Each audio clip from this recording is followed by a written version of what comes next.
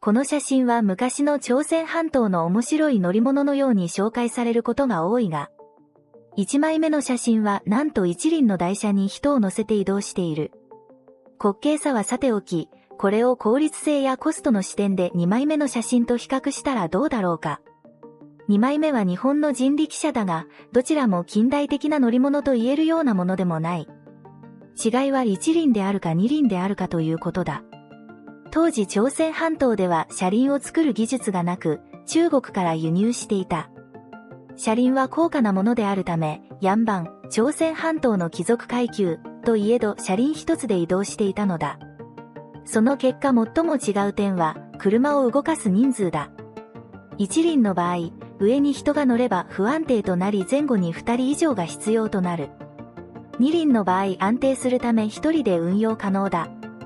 車輪より人間のコストの方がはるかに安かったということが想像できる。もしくは人件費という概念がなかったのだろうか。運搬効率という点で考えたら農作業や物の運搬についても全てにおいて非効率であると言える。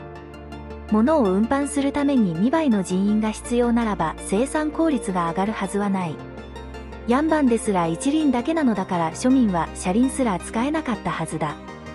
当時の朝鮮時代を記した西洋人の記録では朝鮮半島の人々は頭の上に物を大量に乗せて運んでいたと記述されている。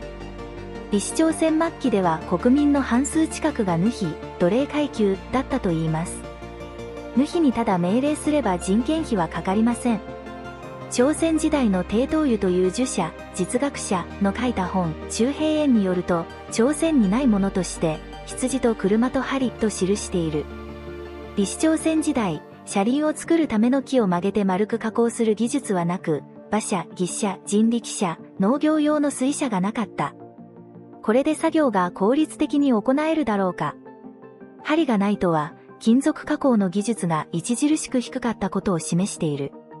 針を作るには金属を細く先を尖らせる技術が必要であり、しかも折れてはいけない。そして後部に糸を通せる穴を加工する必要がある。李氏朝鮮時代に車輪や針は中国から手に入れていた。物を作るためにはその道具がないと作ることができない。その道具を作るためには、またしてもその道具を作るための道具が必要だ。